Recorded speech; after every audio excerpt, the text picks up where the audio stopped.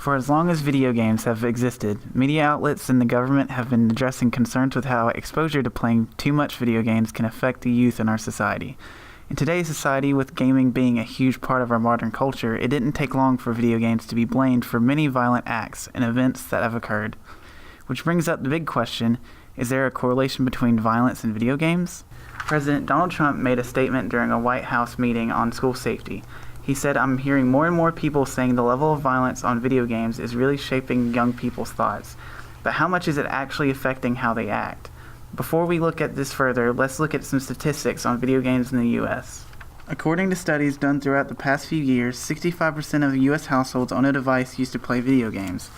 45% of households own a device only used for video games. The average age of gamers is 35 years old. 59% of gamers are male and 41% are female. 85% of video games contain some sort of violent content, and only 15.5% of games sold have the mature rating. With the types of games we have on the market nowadays, it's no wonder why people are concerned.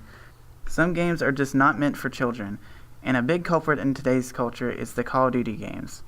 Gamers of all ages play it. However, a good example of why it isn't for children is a scene from Call of Duty Black Ops 3.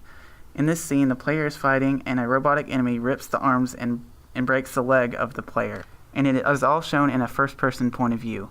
This is a very graphic scene and definitely could be traumatizing to someone. Games like Grand Theft Auto 5 are also infamous due to its making light of crimes like murder or robbery. Whitney DeCamp, an associate professor of sociology at the Western Michigan University, made studies debunking the idea of a correlation between violence and gaming.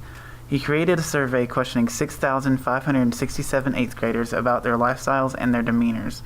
Based on his findings, violent video games do not predict violence, nor does it induce violent behavior alone.